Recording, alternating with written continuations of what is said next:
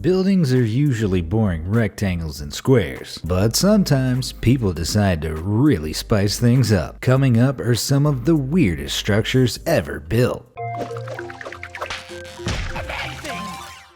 Number 20. Montreal Biosphere. The Biosphere is an environmental museum designed by Buckminster Fuller for the 1967 World Fair. The giant ball-looking part around the outside is a geodesic dome. Its triangular elements are structurally designed to distribute stress evenly throughout the entire thing, which means it can withstand very heavy loads for its size. It looks so futuristic that it was featured in the original Battlestar Galactica series. Number 19. Krzywy Domek. Krzywy Domek, Polish for crooked little house, is a very oddly shaped building in Sopot, Poland. Built in 2004, Krzywy Domek is about 43,000 square feet in size and is a part of the Residence Shopping Center. It was designed by Satinsky and Zaleski, who cited fairy tale illustrations and drawings as their primary inspiration. Despite its strange, warped, almost impossible looking exterior, inside you'll find normal shops, restaurants, as well as a radio station. Number 18. Casa do Penedo. Portuguese for stone house or house of the rock, this building is a monument between Salórico de Basto and Faf in northern Portugal. 4 large boulders serve as the foundation, walls, and ceiling of the house, which, as you've probably guessed, is the source of its name. It was originally used as a holiday getaway by the owners, but has since become a local cultural museum. There's no electricity because, as you can imagine, it would be a bit difficult to install. Number 17. Lotus Temple. The Lotus Temple in Delhi, India is a Baha'i house of worship. It has become famous for its unique flower-like shape and is open to people of all religions. The petals are freestanding and clad with marble. It can fit 2,500 people, and in 2001, CNN deemed it the most visited building in the world. Reading non-scriptural texts, playing musical instruments, and fundraising are all banned inside of the temple. Number 16. Atomium. Constructed for the 1958 World's Fair, this is a museum in Brussels. I guess when you make a building with the sole intention of it looking cool for the World's Fair, it doesn't have many other options in terms of practicality. It's over 300 feet tall and forms the shape of a unit cell of an iron crystal scaled up 165 billion times. Inside the tubes are stairs, escalators, and elevators that take visitors from ball to ball. The highest one is a restaurant from which you can look out over all of Brussels.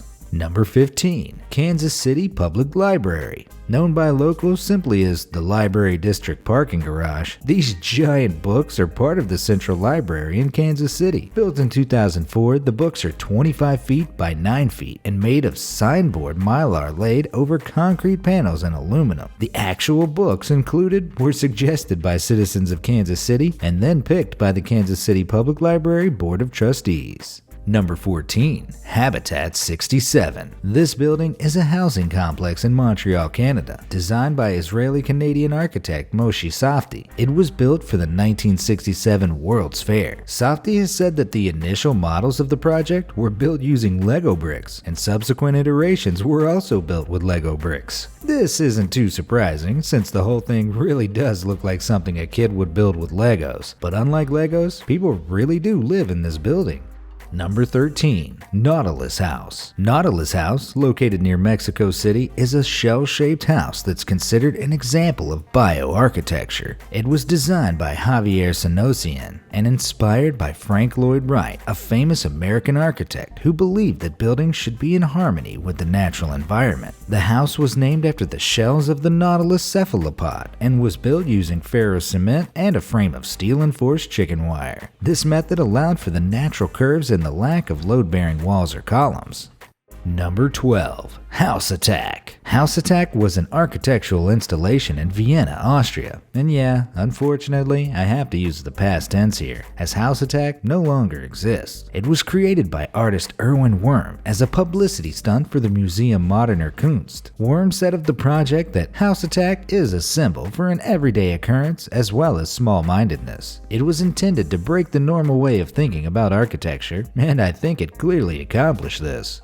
Number 11. Cube houses. The cube houses, or kubuswoningen in Dutch, are a set of houses in Rotterdam and Helmond in the Netherlands designed by Piet Blom. The goal was to optimize the space inside by tilting a conventional house 45 degrees and resting it upon a hexagonal pylon. The design is intended to represent a village within a city, where each house is a tree and the houses are a forest altogether.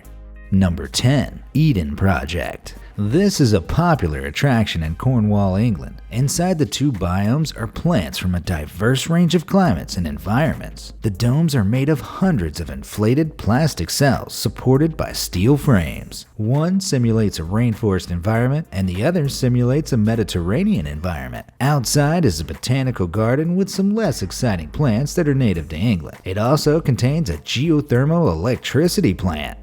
Number 9. Atlantis The Palm, Dubai. This somewhat awkwardly named luxury hotel in the United Arab Emirates was the first resort to ever be built on the island of Palm Jumeirah and is themed around the myth of Atlantis. There are 1,539 rooms in the two towers, and they're connected by the Royal Bridge Suite, which has an average rate of $23,000 a night. Number 8. WonderWorks. WonderWorks are a series of 5 educational and entertainment centers that focus on science exhibits around the United States. The company slogan is, "Let your imagination run wild," which the designer of these buildings, Terry O. Nicholson, clearly did. WonderWorks buildings are commonly built to look as if they're upside down. The reason for this in the WonderWorks lore is that there was a whimsical professor whose top-secret research lab in the Bermuda Triangle got hit by a tornado. It scattered his buildings all over the country. Hopefully they didn't crush anyone Wizard of Oz style.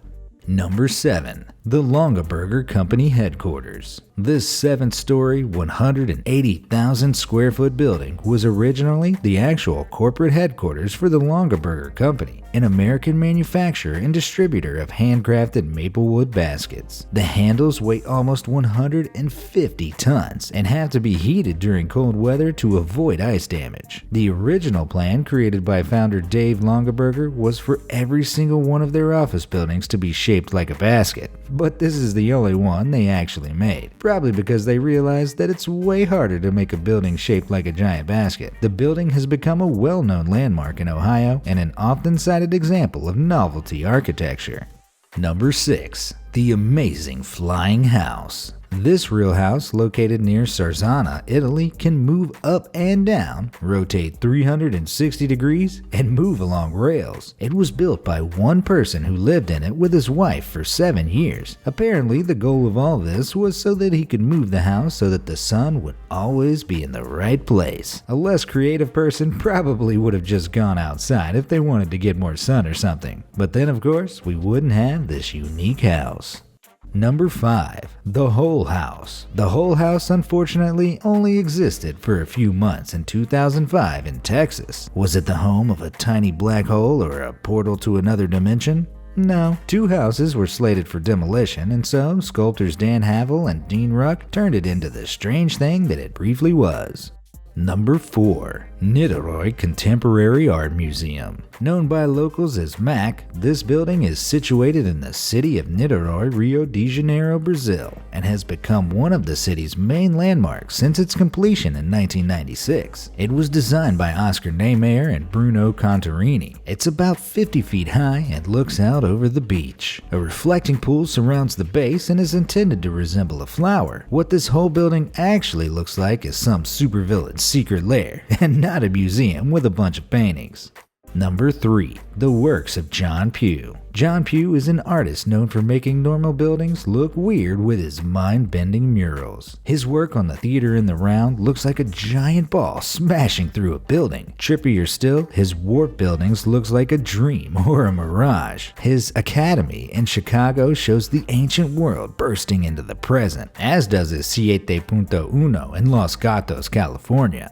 Number 2. Reversible Destiny Lofts. The dramatically named Reversible Destiny Lofts are an apartment complex in Tokyo consisting of 9 residential units made mostly of cubes, spheres, and tubes. Each apartment has a circular kitchen at the center, vertical poles to assist with moving within the space, and ceiling hooks for lighting and storage. The goal of the project was to challenge and stimulate the senses. Helen Keller was a source of inspiration to the designers Arakawa and Jins, who dedicated the entire project to her, citing her as an example of reversible destiny. While the lofts were not intended to look exactly like a McDonald's play place, it's undeniable that they do.